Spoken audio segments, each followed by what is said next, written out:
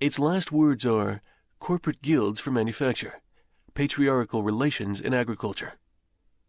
Ultimately, when stubborn historical facts had dispersed all intoxicating effect of self-deception, this form of socialism ended in a miserable fit of the blues. C. German or true socialism. The socialist and communist literature of France, a literature that originated under the pressure of a bourgeoisie in power, and that was the expression of the struggle against this power, was introduced into Germany at a time when the bourgeoisie in that country had just begun its contest with feudal absolutism. German philosophers, would-be philosophers, and beaux esprits eagerly seized on this literature, only forgetting that when these writings immigrated from France into Germany, French social conditions had not immigrated along with them. In contact with German social conditions, this French literature lost all its immediate practical significance and assumed a purely literary aspect.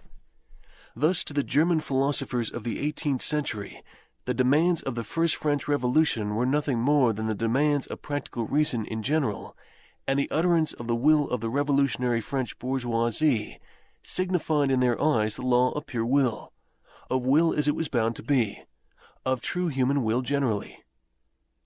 The world of the German literate consisted solely in bringing the new French ideas into harmony with their ancient philosophical conscience, or rather in annexing the French ideas without deserting their own philosophic point of view. This annexation took place in the same way in which a foreign language is appropriated, namely by translation. It is well known how the monks wrote silly lives of Catholic saints over the manuscripts on which the classical works of ancient heathendom had been written. The German literature reversed this process with the profane French literature. They wrote their philosophical nonsense beneath the French original.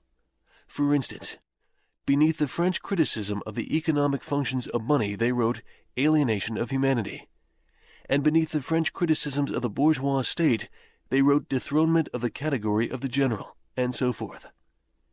The introduction of these philosophical phrases at the back of the French historical criticisms they dubbed philosophy of action, German science of socialism, philosophical foundations of socialism, and so on.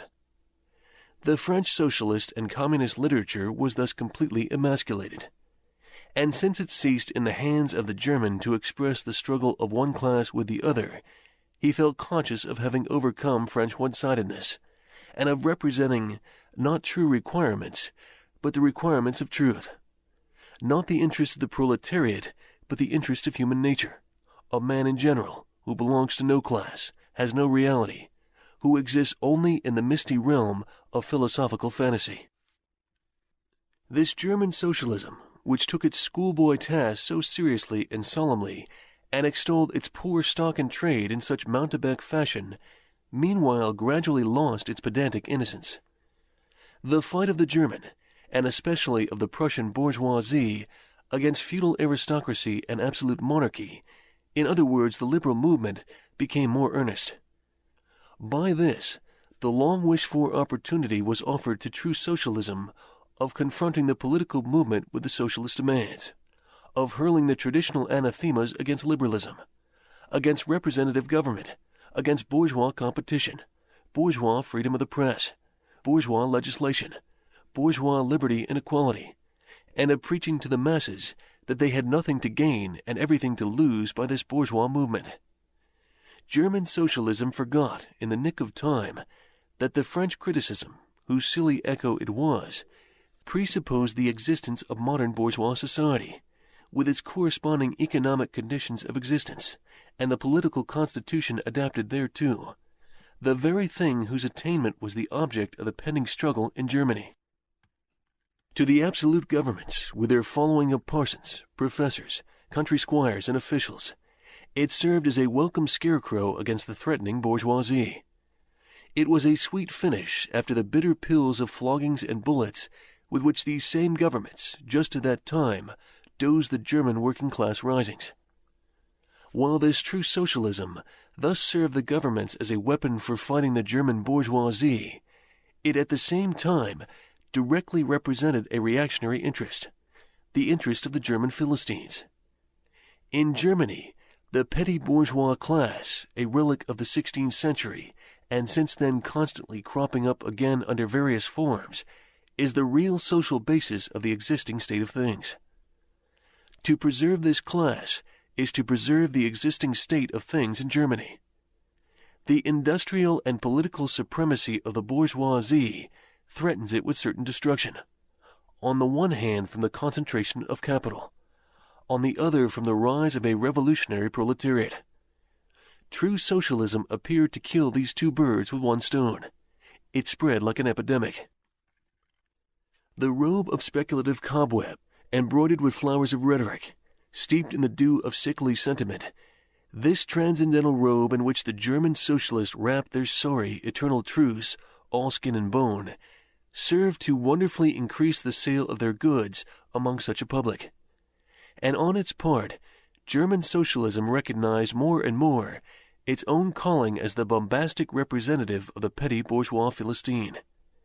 It proclaimed the German nation to be the model nation, and the German petty Philistine to be the typical man. To every villainous meanness of this model man, it gave a hidden, higher, socialistic interpretation, the exact contrary of its real character. It went to the extreme length of directly opposing the brutally destructive tendency of communism and of proclaiming its supreme and impartial contempt of all class struggles. With very few exceptions, all the so-called socialist and communist publications that now circulate in Germany belong to the domain of this foul and enervating literature. 2. Conservative or bourgeois socialism. A part of the bourgeoisie is desirous of redressing social grievances in order to secure the continued existence of bourgeois society. To this section belong economists, philanthropists, humanitarians, improvers of the conditions of the working class, organizers of charity, members of societies for the prevention of cruelty to animals, temperance fanatics, whole and quarter reformers of every imaginable kind. This form of socialism has, moreover, been worked out into a complete system. We may cite Proudhon's Philosophie de la Misère as an example of this form. The socialist bourgeois want all the advantages of modern social conditions without the struggles and dangers necessarily resulting therefrom. They desire the existing state of society minus its revolutionary and disintegrating elements. They wish for a bourgeoisie without a proletariat. The bourgeoisie naturally conceives the world in which it is supreme to be the best, and bourgeois socialism develops this comfortable conception into various more or less complete systems. In requiring the proletariat to carry out such a system, and thereby to march straight away into the social New Jerusalem, it but requires in reality that the proletariat should remain within the bounds of existing society, but should cast away all its hateful ideas concerning the bourgeoisie.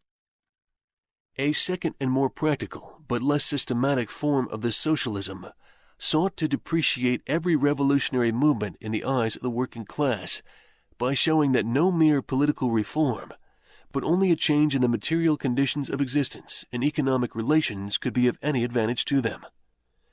By changes in the material conditions of existence, this form of socialism, however, by no means understands abolition of the bourgeois relations of production, an abolition that can be effected only by a revolution, but administrative reforms based on the continued existence of these relations.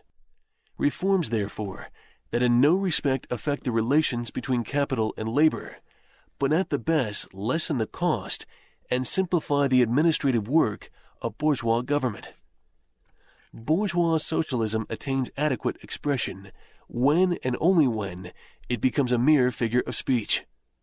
Free trade for the benefit of the working class, protective duties for the benefit of the working class, prison reform for the benefit of the working class. This is the last word and the only seriously meant word of bourgeois socialism. It is summed up in the phrase, "The bourgeois is a bourgeois for the benefit of the working class." 3. Critical utopian socialism and communism. We do not here refer to that literature which in every great modern revolution has always given voice to the demands of the proletariat, such as the writing of Babeuf and others. The first direct attempts of the proletariat to attain its own ends, made in time of universal excitement when feudal society was being overthrown, these attempts necessarily failed, owing to the then undeveloped state of the proletariat, as well as to the absence of the economic conditions for its emancipation, conditions that had yet to be produced and could be produced by the impending bourgeois epoch alone. The revolutionary literature that accompanied these first movements of the proletariat had necessarily a reactionary character. It inculcated universal asceticism and social leveling in its crudest form.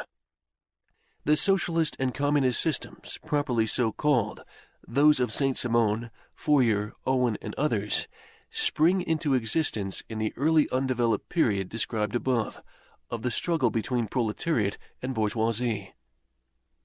The founder of these systems see indeed the class antagonisms as well as the action of the decomposing elements in the prevailing form of society. But the proletariat, as yet in its infancy, offers to them the spectacle of a class without any historical initiative or any independent political movement. Since the development of class antagonism keeps even pace with the development of industry, the economic situation as they find it does not as yet offer to them the material conditions for the emancipation of the proletariat. They therefore search after a new social science, after new social laws that are to create these conditions. Historical action is to yield to their personal inventive action, historically created conditions of emancipation to fantastic ones, and the gradual spontaneous class organization of the proletariat to the organization of society specially contrived by these inventors. Future history resolves itself, in their eyes, into the propaganda and the practical carrying out of their social plans. In the formation of their plans, they are conscious of caring chiefly for the interests of the working class as being the most suffering class. Only from the point of view of being the most suffering class does the proletariat exist for them. The undeveloped state of the class struggle, as well as their own surroundings, causes socialists of this kind to consider themselves far superior to all class antagonisms. They want to improve the condition of every member of society, even that of the most favored. Hence they habitually appeal to society at large, without distinction of class, nay, by preference to the ruling class. For how can people, once they understand their system, fail to see in it the best possible plan of the best possible state of society? Hence they reject all political, and especially all revolutionary action. They wish to attain their ends by peaceful means, and endeavor by small experiments necessarily doomed to failure, and by the force of example, to pave the way for the new social gospel. Such fantastic pictures of future society, painted at a time when the proletariat is still in a very undeveloped state, and has but a fantastic conception of its own position, correspond with the first instinctive yearnings of that class for a general reconstruction of society. But these socialist and communist publications contain also a critical element. They attack every principle of existing society. Hence they are full of the most valuable materials for the enlightenment of the working class. The practical measures proposed in them, such as the abolition of the distinction between town and country, of the family, of the carrying on of industries for the account of private individuals, and of the wage system, the proclamation of social harmony, the conversion of the functions of state into a mere superintendence of production. All these proposals point solely to the disappearance of class antagonisms, which were at that time only just cropping up, and which in these publications are recognized in their earliest, indistinct, was introduced into Germany at a time when the bourgeoisie in that country had just begun its contest with feudal absolutism. German philosophers, would-be philosophers, and beaux esprits eagerly seized on this literature, only forgetting that thus to the German philosophers of the 18th century, the demands of the first French Revolution were nothing more than the demands of practical reason in general, and the utterance of the will of the revolutionary French bourgeoisie signified in their eyes the law of pure will, as these writings immigrated from France into Germany. French social conditions had not immigrated along with them. In contact with German social conditions, this French literature lost all its immediate practical significance and assumed a purely literary aspect. Bit of the blues. C. German or true socialism. The socialist and communist literature of France, a literature that originated under the pressure of a bourgeoisie in power, and that was the expression of the struggle against this power. Its last words are corporate guilds for manufacture, patriarchal relations in agriculture. Ultimately, when stubborn historical facts had dispersed all intoxicating effect of self-deception, this form of socialism ended in a miserable fate.